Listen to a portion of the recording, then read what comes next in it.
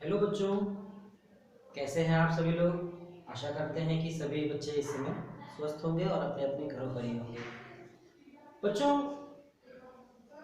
हम सभी लोग कई प्रकार के आकृति देखे हैं।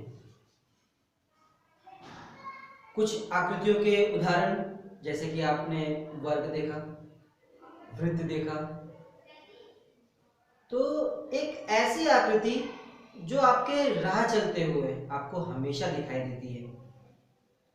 जैसे कि आप बाजार जा रहे हैं, दुकान के ऊपर उनका बोर्ड लगा है, उस पे उनके नाम लिखे हुए हैं। क्लास में गए अपने स्कूल में, गेट बना है, गेट के ऊपर बना हुआ है।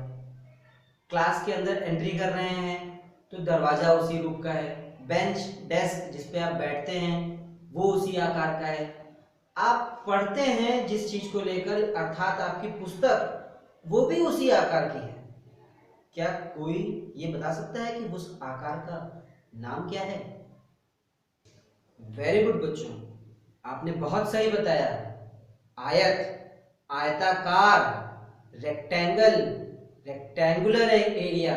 अब ये है क्या? इसमें क्या क्या चीजें होती हैं जिसके कारण इसका नाम रेक्टेंगल पड़ता है? इसमें दो चीजें मुख्य हैं। एक, इसकी लंबाई, कि इसकी लंबाई कितनी होती है।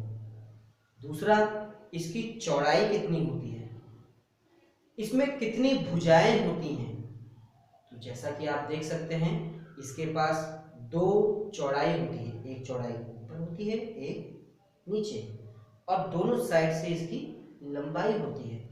अब आप देख सकते हैं कि चार भुजाओं से बनकर ये जो आकृति तैयार हुई है, इसे हम आयत कहते हैं, अर्थात रेक्टेंगल कहते हैं। सबसे बड़ी चीज इसके अंदर ध्यान देने वाली बात यह है, चार भुजाओं से जब यह आकृति बनती है, इसके पास चार कोण होते हैं जिसको हम लोग एंगल भी कहते हैं। अब जैसे कि आयत में चार भुजाएं होती हैं, मतलब कि रेक्टेंगल में चार साइड्स होते हैं। ये चारों साइड कहीं ना कहीं तो जाके एक दूसरे से संपर्क करते हैं। जिस जगह पे दो भुजा, यानी कि देखिए एक साइड ये, एक ये जो मिल गई जहां पे, यहाँ पे एक कोण बन रहा है, यानी कि एंगल बन रहा है। एक पॉइंट है ये जहां पे दो लाइंस मीट कर रही हैं, आपस में संपर्क कर रही है। इसी को कहते हैं एंगल या कोण कहते हैं, जिसे हिंदी में शीर्ष और इंग्लिश में वर्टेक्स भी कहा जाता है। अब इस कोण का मान कितना होता है? रेक्टेंगल में चार भुजाएं हैं और चार कोण है इसके पास। चारों कोण का मान, यानी कि चारों एंगल का वैल्यू हमेशा 90 डिग्री होता है। इस प्रकार से आप देख सकते हैं, ये 90 डिग्री का होता है। अब जैसा कि हम लोगों ने इसके बारे में जान लिया, अब इसकी परिमाप यानी कि पेरीमीटर, इसका पेरीमीटर कैसे निकालेंगे। यानी कि अगर एक घेरा बनाना हो, एक तार से इसको, अगर इस खेत को या किसी भी फील्ड को घेरना हो, तो कितना डिस्टेंस लगेगा, कितनी हमें वायर्स की जरूरत पड़ेगी। तो इसका एक फॉर्मूला ये है कि सभी भुजाओं को जोड़ दो। लेकिन हम ये देख रहे हैं कि इसके पास दो प्रकार की भुजाएं हैं, एक चौड़ाई और एक लंबाई। लंबाई जो है वो दोनों भुजा की लंबाई हमेशा बराबर रहती है। साइड्स लेंथ इसकी हमेशा इक्वल होती है। उसी प्रकार से इसकी ब्रेड्थ, जो चौड़ाई है, वो भी हमेशा इक्वल होती है। तो जब चार भुजाओं में से दो भुजाएं बराबर बराबर हैं, तो उनको बार बार जोड़ने का कोई मतलब नहीं निकलता है। इसीलिए परिमाप यानी कि पेरीमीटर का फॉर्मूला इस प्रकार से बन जाता है इसका, दो कोष्टक के अंदर लंबाई प्लस चौड़ाई, मतलब कि 2 ब्रैकेट में लेंथ प्लस ब्रेड, जिसको हल करने पर हमें इसका परिमाप मिलता है। आइए बच्चों, तब अब हम लोग उदाहरण के माध्यम से जानते हैं कि आयत का परिमाप कैसे निकालते हैं। तो उदाहरण के तौर पे आप ये किताब ले सकते हैं। अब जैसा कि आप देख रहे हैं, इस किताब की चौड़ाई ये है और लंबाई ये है। मान लीजिए कि किताब की चौड़ाई 8 सेंटीमीटर है और इसकी लंबाई 11 सेंटीमीटर है।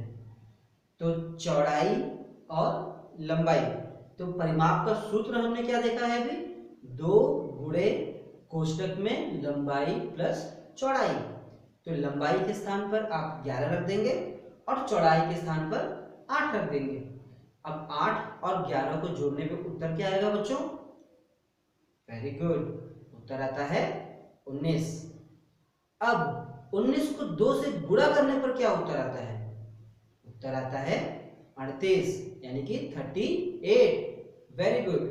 अब इसकी इकाई क्या रखे थे हम लोग? सेंटीमीटर, तो उसके आगे लिख देंगे सेंटीमीटर। तो इस किताब का परिमाप क्या हुआ बच्चों? इस किताब का परिमाप हुआ 38 सेंटीमीटर, मतलब कि 38 सेंटीमीटर। अब दूसरी बात आती है कि अगर ये किताब किसी जगह पे रखी जाए तो कितना जगह ये लेता है, यानी कि कितना एरिया ये लेता है, कितना क्षेत्रफल ये किसी चीज का कवर करता है। तो क्षेत्रफल निकालने के लिए सूत्र है, यानी कि फॉर्मूला है लंबाई गुणे चौड़ाई, यानी कि लंबाई और चौड़ाई का गुणा मल्टीप्लाई करना होता है, अर्थात L इंटू बी। अब बच्चों ये बताइए कि इस किताब की लंबाई कितनी है? वेरी गुड, 11 सेंटीमीटर और चौड़ाई 8 सेंटीमीटर। तो बताइए इसका क्षेत्रफल कितना होगा, एरिया क्या होगा? 11 गुणे 8। 11 गुणे 8 का आंसर क्या होगा बच्चों? Very good, 88। अब इसकी इकाई क्या होगी?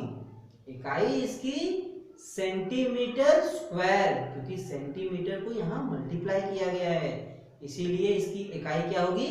Centimetre square. ठीक है बच्चों, वेरी